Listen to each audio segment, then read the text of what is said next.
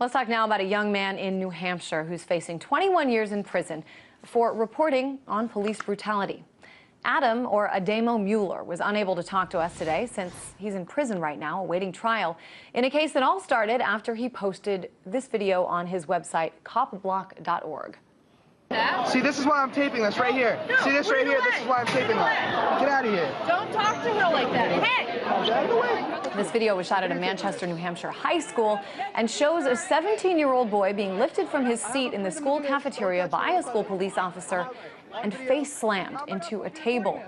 It was recorded by a fellow student and then given to Mueller, who then apparently interviewed police and two school officials, recorded those interviews without the other party's consent. He then posted part of those interviews on his website along with this video, and he's now been charged with 3 felony counts of wiretapping. After being charged with that, he awaits trial. And Pete Eyre joins me now from copblock.org. Hey, Pete, let's start with the latest with Adam, or Ademo as he likes to be known. What's the latest with his case? Ademo had jury selection this past Monday in Manchester, and he is slated to begin trial next Monday, August 13th at Hillsborough Superior Court. We're hoping to have a full court there, packed with a lot of supporters. We've been doing outreach about jury nullification, and it's been getting a lot of good media, so hopefully at least one of the 12 on his jury will act on their conscience or with logic and make the right decision. Ademo's facing 21 years for 3 felony counts of wiretapping. I know New Hampshire is one of 12 states that require two-party consent. The law is the law, of course, and it's supposed to serve the best interest of the public. I'm wondering, Pete, if you think that's the case here.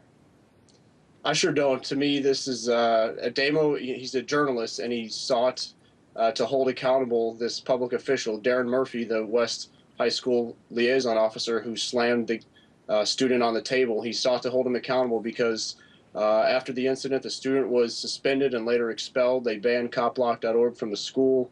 They denied students the ability to pass out literature, and they essentially tried to cover for their colleague instead of if they really looked out for the student's best interests as they purport to do, they would have held Murphy accountable as he was the aggressor in this situation. So Ademo did what any good journalist would do. He attempted to follow up and ask questions and make the situation more transparent to everybody else.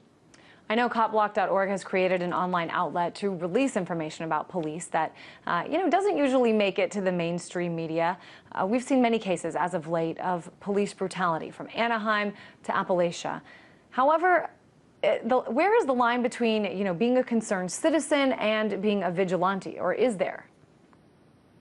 I personally don't actually like the phrase or term citizen. To me, it denotes that you're sort of a subject or a slave to somebody else. I've never signed a contract with anybody giving them the authority to dictate my life. But for me, CopBlock it's a decentralized project. There's a lot of people involved, as you mentioned, but it's an outlet for me to try to inject the idea of self-ownership. And so it's not, I don't see the line between being a citizen or vigilante. I just think we each own ourselves, and if we each conduct ourselves as we want to be treated in relationships, then that's the best sort of safest, most prosperous society to live in. And right now, some folks with badges act as if they have extra rights, and those individuals are getting away with it because people allow them to do that. So what Ademo was doing and what folks involved with CopBlock try to do is just point out, hey, you don't have extra rights because you have a badge, and using a camera as an objective tool to document those actions and share them with others is very powerful. I guess I'm wondering what made you guys decide to start this website. Was it just seeing case after case of police brutality? Was there a case in particular that sort of sparked you to do this? Ademo and I both came from slightly different backgrounds. He himself was harassed by some local police up in a small town named Jackson, Wisconsin, where he grew up, and he wasn't finding any recourse through their official channels, and started posting some of his interactions online to, again, win in the court of public opinion. I actually went to school for law enforcement and saw that I initially wanted to change things for the better from the inside, but saw that that really wasn't possible. And now I'm to the point where I think every good or service, including policing, could better be provided through consensual interactions.